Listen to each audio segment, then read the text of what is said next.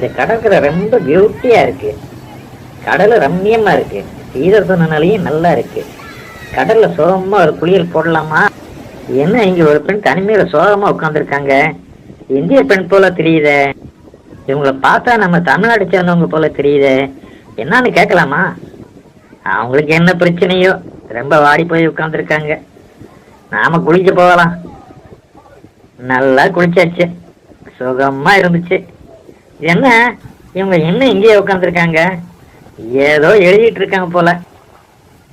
சரி, கிளம்பலாம். அண்ணாச்சி, பாண்டி அண்ணன் எல்லாம் எங்க உட்காந்துருக்காங்கன்னே தெரியல. சரி, அவங்க போய் தேடுவான்.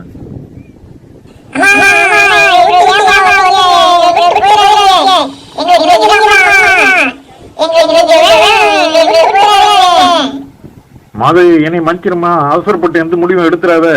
உன்னை தேடி ஓடி வந்திருக்க குழந்தைகளை பாருமா, எங்களை மன்னிச்சிருமா. மாதவி, உன் வயிற்றுல வர குழந்தை நம்ம குழந்தைதாம்மா, என் குழந்தைதாம்மா. எங்களை பாருமா. ஐயோ, மயக்கமாயிட்டாளே. கண்ணு திறமா, நான் மனமாறி வந்துட்டேன். Help me, help me. யாரோ உதவிக்கு வாங்களே. Please help, please help. யாரோ ஒருத்தர் ஹெல்ப் ஹெல்ப்னு உதவி கூப்பிடுற சத்தம் கேக்குது. அதான் அங்க ஒருத்தர் குழுவிட்டு இருக்க. என்ன எமர்ஜென்சியோ தெரியல. ஓடி போய் பார்ப்போம், என்னன்னு பார்ப்போம். என்ன இது? நாம அப்ப பார்த்த பெண் இப்படி மயங்கி கிடக்குறாங்க. சார், என்னாச்சு? ஓ, டாக்டரா நீங்க? பதட்டப்படாதீங்க சார். நீங்க கால் பக்கம் பிடிங்க, நான் தலை பக்கம் பிடிக்கிறேன். வாங்க, தூக்கிட்டு போகலாம். சார், அவங்க மயக்கமா இருக்காங்க. சீக்கிரமா ஹாஸ்பிட்டல் கூட்டிட்டு போங்க. கார் ஸ்டார்ட் பண்ணுங்க. இது என்ன டைரி கீழே விழுந்து கிடக்குது? இது அந்த பெண் எழுதிட்டு இருந்த டைரி மாதிரில தெரியுது. இதுல அவங்க அட்ரஸ் இருக்கான்னு பார்ப்போம். இது என்ன தமிழ்ல கதை மாதிரி எழுதியிருக்காங்க?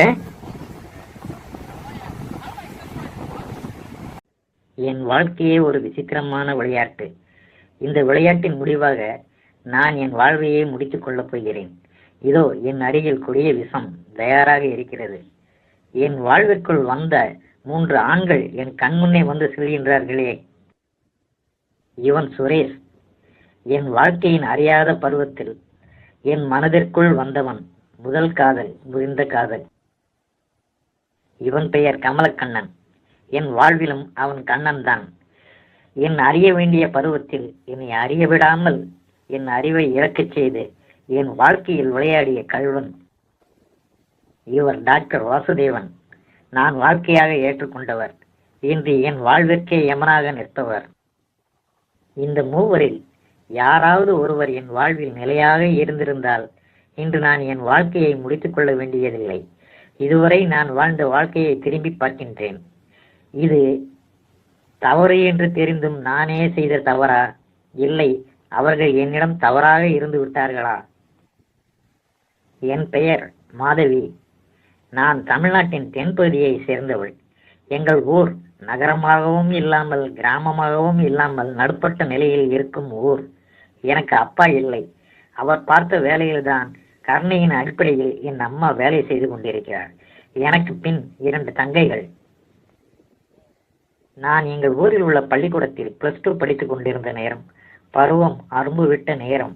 அப்பொழுது என் மனதை கொள்ளையடித்தவன் தான் சுரேஷ், என் வகுப்பு தோழன். அவன் என் வகுப்பு மாணவர்களிலேயே சற்று வித்தியாசமானவன். பார்ப்பதற்கு லட்சணமாக இருப்பான். வகுப்பிலேயே பாடத்தில் முதலாவதாக வருவான். நான் படிப்பில் சுமார்தான். ஆனால் பேச்சு போட்டி, பாட்டு போட்டி, நடன போட்டியில் நான் தான் முதல். என் பள்ளி நடன நார்த்தகையே நான் தான். என் வகுப்பு மாணவிகளிலேயே நான் தான் அழகி. இதில் எனக்கு மிகவும் பெருமையாக இருக்கும். நான் துருதுருவென்று பட்டாம்பூச்சியாக இருப்பேன். அதனால்தான் பட்டாம்பூச்சியாகவே மாறிவிட்டேனோ?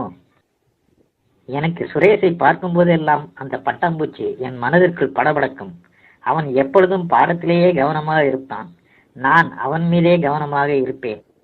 ஒரு நாள் பள்ளி மைதானத்தில் விளையாட்டு பீரியடில் மற்ற மாணவர்களுடன் சுரேஷ் ஃபுட்பால் விளையாடி கொண்டிருந்தான். நான் சற்று தொலைவில் இருந்து அவன் விளையாடும் அழகை ரசித்துக் கொண்டிருந்தேன். என் வகுப்பு தோழி கிருஷ்ணவேணி சுரேஷின் உறவுக்கார முறைப்பெண். நான் சுரேஷை ரசித்துக் கொண்டிருப்பதை பார்த்து விட்டாள். வகுப்பு நேரம் முடிந்த பின் கிருஷ்ணவேணி என் அருகில் வந்து, என்ன எப்பொழுதும் சுரேஷையே பார்த்து கொண்டிருக்கிறாயே, நீ அவனை காதலிக்கிறாயா என்று கேட்டாள். நான் அதற்கு, காதலும் இல்லை, கத்திரிக்காயும் இல்லை. அவன் நன்கு படிக்கிறான், விளையாட்டிலும் திறமையாக விளையாடுகிறான். அவனது டேலண்ட் எனக்கு மிகவும் பிடித்திருக்கிறது.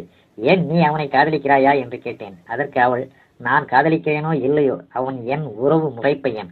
அதை மட்டும் நீ நினைவில் வைத்துக் கொண்டால் சரி என்று கூறி விட்டு சென்று விட்டாள். அவளிடம் நான் சுரேஷை காதலிக்கவில்லை என்று கூறினாலும் என் மனம் எப்பொழுதும் அவனையே வட்டமிட்டது. அவன் எங்கு சென்றாலும் எங்கு நின்றாலும் அவன் கண்ணில் படும்படியாகவே நடமாட ஆரம்பித்தேன். அவனை என்னை கண்டும் காணாமல் சென்று விடுவான். வருட முடிவில் முழு ஆண்டு தேர்வும் வந்துவிட்டது. அனைவரும் தேர்வு எழுதினோம். அதன் பின் அனைவரும் பிரிய வேண்டிய நேரம் வந்துவிட்டது. சுரேஷை அடிக்கடி பார்க்க முடியாதே என என் மனம் மிகவும் வருந்தியது. சில நாட்கள் கழித்து தேர்வு முடிவுகளும் வந்தது. நான் எதிர்பார்த்தது போல் சுரேஷே பள்ளி முதல் மாணவனாக மட்டுமல்ல, எங்கள் மாவட்டத்திலேயே முதல் மாணவனாக தேர்வானான். ஆசிரியர்கள், மாணவர்கள் எல்லோரும் அவனை கொண்டாடினார்கள். நான் மற்ற பாடங்களில் எல்லாம் பாஸாகி இருந்தாலும் கணிதத்தில் ஃபெயிலாகி விட்டேன். எனக்கு சிறிது வருத்தம் வந்தாலும் சுரேஷை நினைத்து சந்தோஷப்பட்டு கொண்டேன். வீட்டில் என் அம்மாவிடம் நன்றாக திட்டு வாங்கினேன். ஏண்டி, பொம்பளை பிள்ளைக்கு இந்த காலத்துல படிப்பில்லைன்னா ஒன்றுக்கும் ஆகாதடி. உங்க அப்பாவோட வேலை எனக்கு கிடைச்சதுனால ஏதோ நம்ம வண்டி ஓடுது.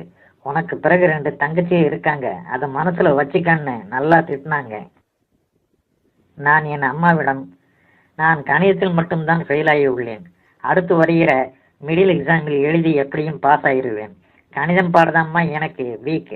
சுரேஷ் கணக்கு 100க்கு 100 வாங்கி இருக்கிறான். அவன் எனக்கு எப்படி கணக்கு போடணும், எப்படி பரீட்சை எழுதணும்னு எனக்கு சொல்லி கொடுத்தான்னா நான் நல்ல மார்க் வாங்கிடுவேன். அவங்க அம்மா கிட்ட பேசிப்பாரு அப்படின்னு சொன்னேன். எங்க அம்மா சுரேஷோட அம்மா கிட்ட பேசி தினமும் காலையில சுரேஷ் எனக்கு கணிதம் சொல்லித்தர ஏற்பாடு பண்ணினாங்க. முதல்ல அவன் சொல்லித்தரத நான் சீரியஸாக தான் ஃபாலோ பண்ணிட்டு வந்தேன். நாளாக நாளாக சுரேஷ் மேல என் மனசு தாவ ஆரம்பிச்சிருச்சு. நான் கொஞ்சம் லிபரலாக அவன்கிட்ட சிரிச்சு பேச ஆரம்பித்தேன். அவனும் நான் பேசுறதை கேட்டு மெதுவாக சிரிக்க ஆரம்பித்தான். கொஞ்சம் கொஞ்சமாக ஒருத்தர் தொட்டு பேச ஆரம்பித்தோம். எங்கள் 2 பேருக்குள்ள நெருக்கம் மெதுவாக வளர ஆரம்பிச்சு ஒருத்தர் நெருங்க ஆரம்பித்தோம். வீட்டில் ஆள் இல்லாதப்ப அவனோட நெருங்கி உரசிக்கிட்டு உட்கார்ந்து படிக்க ஆரம்பித்தேன். அப்போ எனக்கு அப்படியே வானத்தில் பறக்கிறது மாதிரி இருக்கும். எனக்கு தேர்வு எழுத வேண்டிய நாள் நெருங்கிருச்சு. 3ஆம் நாள் தேர்வு. பரீட்சை எழுதி முடிச்சாச்சுன்னா இனி சுரேஷை இப்படி பார்க்க முடியாதேன்னு வருத்தத்தில் நான் அவனை திடீர்னு கட்டி பிடிச்சிட்டேன். அவனும் என்னையும் கட்டி பிடிச்சிக்கிட்டான். இப்படி நாங்கள் இருந்த நிலையில திடீர்னு கிருஷ்ணவேணி அங்கே வந்துட்டா. நாங்கள் சுதாரிச்சுக்கிட்டு ஒருத்தர் விட்டு விலகி நின்றுட்டோம். நான் உடனே வீட்டுக்கு கிளம்பிட்டேன். நான் போகும்போது கிருஷ்ணவேணி என்னைய பார்த்து விஷமத்தனமாக சிரிச்சா. அதுக்கு பிறகு என்னாச்சு ஏதாச்சுன்னு தெரியல. ஒருவேளை கிருஷ்ணவேணி இந்த விஷயத்த சுரேஷோட அம்மா கிட்ட சொல்லிட்டாலோ என்னவோ. மறுநாள் நான் சுரேஷ் வீட்டுக்கு போனேன். அப்போ சுரேஷ் என்னைய பார்த்து, இனிமே நீ இங்கே வராத, நீயே படித்து எக்ஸாம் எழுதிக்கன்னு சொல்லிட்டான். அன்றைக்கு தான் நான் சுரேஷை கடைசியாக பார்த்தது. இன்றைக்கு வரைக்கும் நான் அவனை பார்க்கல. அவன் என்ஜினியரிங் படித்து இப்போ நல்ல வேலையில் இருக்கிறதா கேள்விப்பட்டேன். அவன் மட்டும் என்னை காதலிச்சிருந்தா எனக்கு இன்னைக்கு இந்த நிலைமை வந்திருக்குமா? இதுக்கு என்னைய குறை சொல்றதா இல்லை அவனை குறை சொல்றதா? அதுக்கு பிறகு என் அறிஞ்ச பருவத்தில் எனக்கு மெச்சூரிட்டி வந்துருச்சுன்னு எனக்கு நானே நினச்சிக்கிட்ட காலத்தில் நடந்த நிகழ்ச்சி தான் என் வாழ்க்கையவே மாற்றி போட்டுருச்சு. அடுத்து என் வாழ்க்கையில் வந்தவன் தான் இந்த கமலக்கண்ணன். இந்த வருடம் நான் இன்டர் எக்ஸாமில் பரீட்சை எழுதியதால் என்னால் எந்த மேற்படிப்பிலும் சேர முடியவில்லை. அதற்கு அடுத்த வருடம் எங்கள் மாவட்டத்தின் தலைநகரில் இருந்த டீச்சர் ட்ரைனிங் இன்ஸ்டிடியூட்டில் டீச்சர் ட்ரைனிங் படிப்பதற்காக என்னை என் அம்மா சேர்த்து விட்டார். அந்த பயிற்சி பள்ளியில் இருந்த ஹாஸ்டலில் என்னை சேர்த்து விட்டு, நன்றாக படி, விடுமுறை நாட்களில் நான் உன்னை வந்து பார்க்கிறேன் என்று கூறி என் அம்மா ஊருக்கு கிளம்பினார். எங்கள் ஹாஸ்டல் வார்டன் மேம் மிகவும் கண்டிப்பானவர். வகுப்பு நாட்களில் வகுப்புகளுக்கு சென்று வரும் நேரம் தவிர மற்ற நேரங்களில் ஹாஸ்டலை விட்டு வெளியே செல்ல அனுமதிக்க மாட்டார். சனிக்கிழமை மதியம் வரைக்கும் தான் கிளாஸ் இருக்கும். அன்று மட்டும் கடைக்கும் கோவிலுக்கும் சென்று வர அனுமதிப்பார். ஞாயிறு பேரண்ட்ஸ் வரும் நாள் அன்று அவர்களுடன் மட்டும் வெளியே சென்று வர அனுமதி. என் அரை தோழியின் பெயர் ஷர்மிளா. மிகவும் நல்ல பெண். எனக்கு மிகவும் நெருக்கமான தோழியாகிவிட்டாள். சனிக்கிழமை தோறும் மதியத்திற்கு மேல் நானும் அவளும் வெளியே சென்று வர கிளம்பி விடுவோம். நான் ஏற்கனவே அழகாக இருந்ததால் என்னை மேலும் அழகுபடுத்திக் கொள்வதில் எனக்கு தனிய விருப்பம். எனவே அவளையும் அழைத்து கொண்டு அடிக்கடி அலங்கார பொருட்கள் விற்கும் கடைகளுக்கே சென்று விடுவேன். அப்படி ஒரு நாள் கடை பஜாரில் இருந்த ஒரு ஃபேன்சி ஸ்டோருக்கு சென்றோம். அந்த கடையின் உரிமையாளர் எங்களை மகிழ்வுடன் வரவேற்றான். பார்ப்பதற்கு அழகாகவும் இளமையாக சினிமா கதாநாயகன் போல் இருந்தான். அவனை பார்த்ததுமே என் மனதிற்குள் பட்டாம்பூச்சி லேசாக படபடத்தது. அந்த கடையில் பொருட்களை வாங்கி கொண்டு அவனிடம் வந்து பொருட்களுக்கான பணத்தை கொடுக்கும்போது பொருட்களில் போட்டிருந்த விலையை விட மிகவும் குறைந்து தள்ளுபடி விலையில் கொடுத்தான். அந்த விலையை நாங்கள் ஏற்கனவே மற்ற கடைகளில் வாங்கிய பொருட்களின் விலையோடு ஒப்பிடும்போது மிகவும் குறைவாக இருந்தது. எனவே இனிமேல் பொருட்கள் வாங்குவதென்றால் இந்த கடைக்கே வருவதென்று முடிவு செய்தோம். நாங்கள் வாரந்தோறும் பொருட்கள் வாங்க அந்த கடைக்கே செல்ல ஆரம்பித்தோம். நாங்கள் அங்கு செல்லும் போதெல்லாம் அவன் எங்களை மகிழ்வுடன் வரவேற்று உபசரிப்பான்.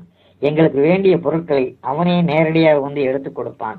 நாட்கள் செல்ல செல்ல அந்த கடையிலேயே நானும் அவனும் நெருங்கி பேச ஆரம்பித்தோம். அவனுடைய பெயர் கமலக்கண்ணன் என்று சொன்னான். நான் அவனை பெரிய பணக்காரன் என்று நினைத்து கொண்டேன். நான் அவனுடன் நெருக்கமாவது என் தோழிக்கு பிடிக்கவில்லை. அவனை பார்த்தால் அவ்வளவு நல்லவனாக தெரியவில்லை. அவனுடன் நீ பழகாதே என்று என்னை எச்சரித்தாள். நான் அந்த கடை முதலாளி இளைஞனுடன் பழகுவதற்கு சர்மிளா பொறாமைப்படுகிறாள் என நினைத்து அவளை தவிர்த்துவிட்டு நான் மட்டும் அவனை தேடி அந்த கடைக்கு செல்ல ஆரம்பித்தேன். நான் அந்த கடைக்கு போகும்போதெல்லாம் அவன் கடை வேலையை விட்டுவிட்டு நாங்கள் இருவரும் கடையின் ஒதுக்குப்புறமான இடத்தில் நேரம் போவது தெரியாமல் பேச ஆரம்பித்தோம். இப்படி ஒரு நாள் அவனுடன் பேசிக்கொண்டிருக்கும் போது என்னிடம் அவன் என்னை காதலிப்பதாக கூறினான். ஏற்கனவே முதல் சந்திப்பிலேயே அவனை எனக்கு மிகவும் பிடித்திருந்ததால் நானும் அவன் காதலை ஏற்றுக்கொண்டேன். அதன் பின் நாங்கள் வாரம் கோவில், பார்க் என வெளியில் ஜாலியாக சுற்ற ஆரம்பித்தோம். இதேபோல் ஒரு நாள் நாங்கள் ஒரு பார்க்கிற்கு சென்றிருந்த பொழுது பெரிய மழை வந்து விட்டது. இருவரும் நன்றாக நனைந்து விட்டோம். ஒன்று கூட இடமில்லை. அருகில்தான் என் வீடு இருக்கிறது, அங்கே சென்று விடுவோம் என்று கூறி அவன் என்னை அவன் வீட்டிற்கு அழைத்துச் சென்றான்.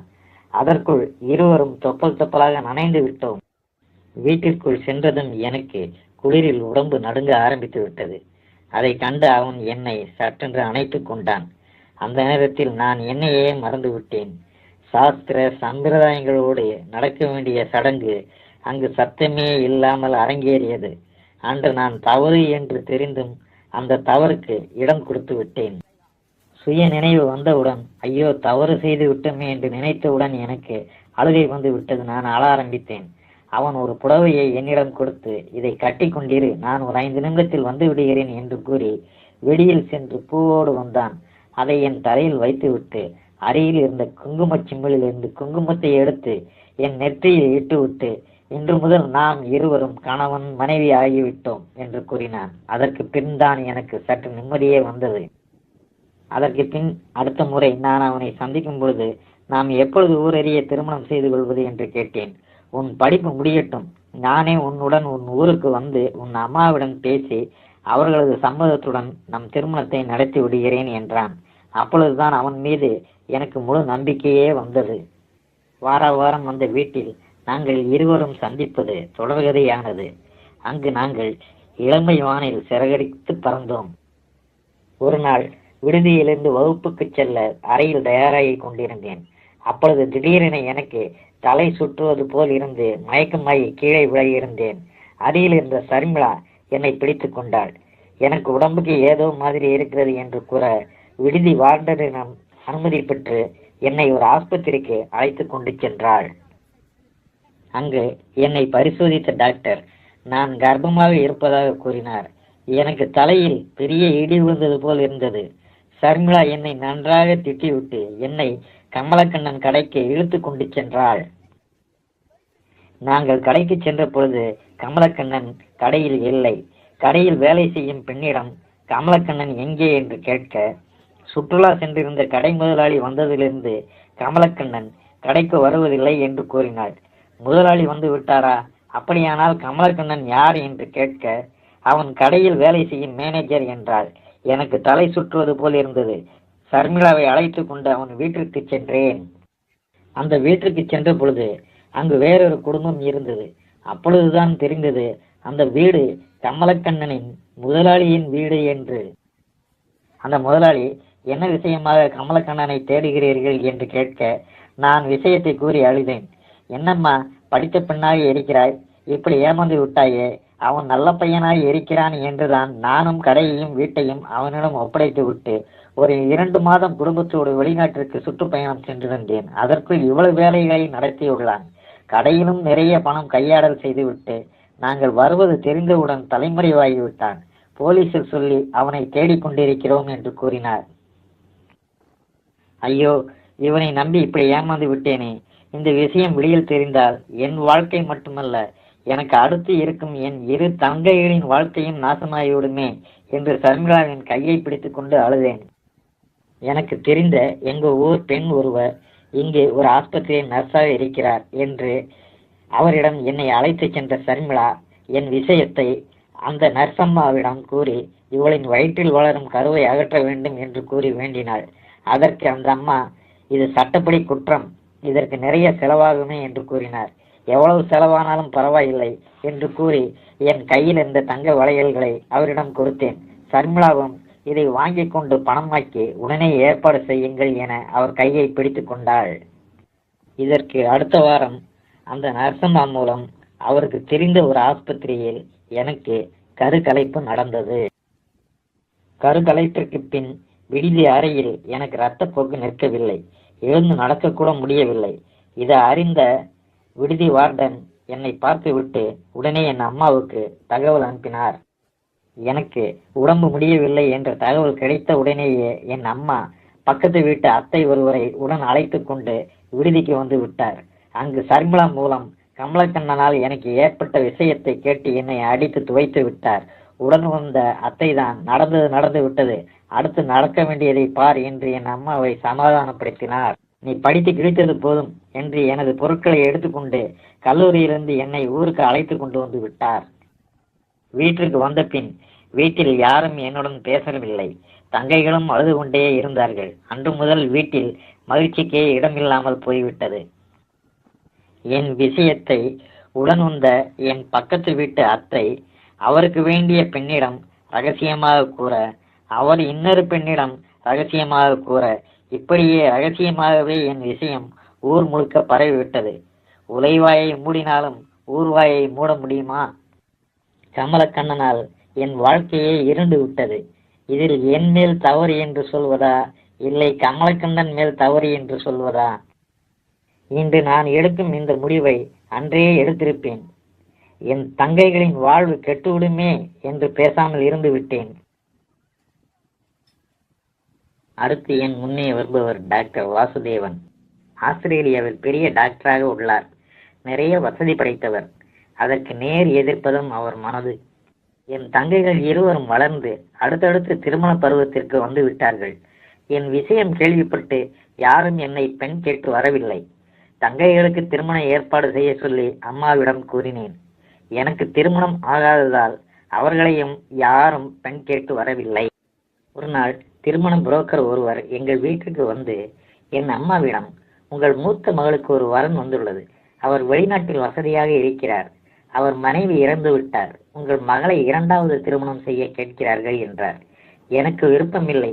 என் அம்மாவின் பிடிவாதத்தாலும் என் தங்கையின் வாழ்விற்காகவும் சம்மதித்தேன். அந்த வரனின் அண்ணன் என்று ஒருவர் திருமண புரோக்கருடன் வந்து என்னை பார்த்துவிட்டு என் அம்மாவிடம் பேசிவிட்டு, என் தம்பி அடுத்த வாரம் வந்து உங்கள் மகளை பார்ப்பார் என்று கூறி விட்டு சென்றார். டாக்டர் வாசுதேவனும் எங்கள் வீட்டுக்கு வந்தார். என்னை பார்த்துவிட்டு என்னை தனியாக அழைத்து கொண்டு சென்று பேசினார். எனக்கு 2 மகள்கள் உள்ளார்கள். அவர்கள் என்றால் எனக்கு உயிர். அவர்களுக்காகத்தான் நான் 2வது திருமணம் செய்து கொள்ளப் போகிறேன். உன் 2 தங்கைகளின் திருமண செலவையும் நானே பார்த்துக் கொள்கிறேன். ஆனால் ஒரு நிபந்தனை, நம் திருமணத்திற்கு பின் நமக்கு குழந்தை பிறக்கக்கூடாது என்றார். நான் என் கடந்த கால நிகழ்வுகளை சொல்ல போனேன். அவரோ, அது எனக்கு தெரியும், வெளிநாட்டில் இதெல்லாம் சகஜம், அதை மறந்துவிடு, எனக்கு உன்னை மிகவும் பிடித்திருக்கிறது என்று சொன்னார். எனக்கும் டாக்டர் வாசுதேவனுக்கும் எளிய முறையில் திருமணம் நடந்து முடிந்தது. அவர் சொன்னது போல் என் தங்கைகளின் திருமணத்திற்கான வசதிகளை செய்து கொடுத்துவிட்டு என்னை ஆஸ்திரேலியாவிற்கு அழைத்து கொண்டு வந்து விட்டார். நான் அவர் 2 குழந்தைகளையும் என் குழந்தைகள் போல் பாசம் காட்டி வளர்க்கலானேன். ஆனால் அந்த குழந்தைகள் என்னை விட்டு விலகியே இருந்தார்கள். நாட்கள் செல்ல செல்ல கொஞ்சம் கொஞ்சமாக என்னிடம் ஒட்ட ஆரம்பித்தார்கள். அந்த வீடு பெரிய வீடு. வீட்டு வேலைகள் அனைத்தையும் நானே செய்தேன். வீட்டு வேலைக்கு ஆட்கள் இல்லை. பிள்ளைகளை வளர்ப்பதிலும் நான் எந்த குறையும் வைக்கவில்லை. என்ன காரணம் என்று தெரியவில்லை. கிளினிக்கில் வேலை செய்த ஆட்களையும் நிறுத்திவிட்டார். அந்த வேலைகளையும் நானே செய்ய வேண்டியதாகிவிட்டது. நாள் முழுவதும் எனக்கு வேலை இருந்து கொண்டே இருக்கும். மொத்தத்தில் சம்பளமில்லாத வேலைக்காரியாக மாறிவிட்டேன். ஒவ்வொரு நாள் இரவிற்கும் அவருக்கு போதையானால் உறவுக்கு நான் உடன்பட்டாக வேண்டும். குழந்தை உண்டாகாமல் இருக்க மருந்து மாத்திரைகளை கொடுத்துவிட்டுத்தான் உறவு கொள்வார். பகலில் நான் ஒரு வீட்டு வேலைக்காரி, குழந்தைகளுக்கு தாசி. இரவில் இவருக்கு வேசி என்றே மாற்றிவிட்டார். நான் எதையும் பெரிதாக எடுத்துக்கொள்ளவில்லை, பொறுத்து கொண்டேன். என் மனம் வருந்தும் போதெல்லாம் இந்த கடற்கரைக்குத்தான் வருவேன். இந்த கடல் தான் எனக்கு ஆறுதல் தரும். இப்படி இருக்கையில் விதி விளையாடியது. எனக்கு எப்படியோ குழந்தை உண்டாகிவிட்டது. இதை அறிந்த அவர் என்னை அடித்து துன்புறுத்த ஆரம்பித்து விட்டார். என்னை மீறி இது எப்படி நடக்கும்? நீ யாருடன் உறவு வைத்துள்ளாய் என்று சொல் என்று கேட்டார். இந்த பாஷை தெரியாத ஊரில் உங்களை விட்டால் எனக்கு ஆரை தெரியும் என்று கூறியதற்கு, இந்த ஆஸ்பத்திரியில் தான் நிறைய ஆண்கள் வந்து செல்கிறார்களே, அவர்கள் யார் எனக்கு சொல். இந்த விஷயத்தில் தான் நீ ஏற்கனவே பழக்கப்பட்டவளாச்சே என்று என்னை குதிரை எடுக்க ஆரம்பித்து விட்டார். என்றோ என் வாழ்க்கையில் தவறு என்று தெரிந்தும் நான் செய்த தவறு இன்று என்னை தண்டிக்க ஆரம்பித்து விட்டது. அந்த தண்டனையை நானே எனக்கு தரப்போகிறேன். இந்த குடிய வாழ்க்கையிலிருந்து என்னை மீள வைக்கும் விஷமே என்னுள் செல். நான் குடித்த விஷம் என் உடம்பினுள் விளையாட ஆரம்பித்து விட்டது.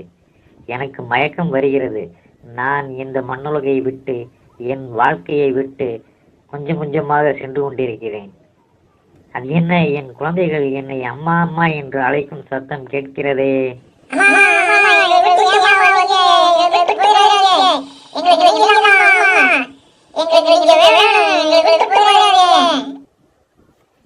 என்ன ஒரு கொடுமையான வாழ்க்கை இந்த பெண்ணிற்கு.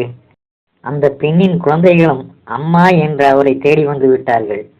அவர் கணவரும் மனம் திருந்தி வந்து விட்டார். அந்த பெண் உயிர் பிழைத்து இனி ஒரு நல்ல வாழ்வு வாழ ஆண்டவனை வேண்டுகிறேன்.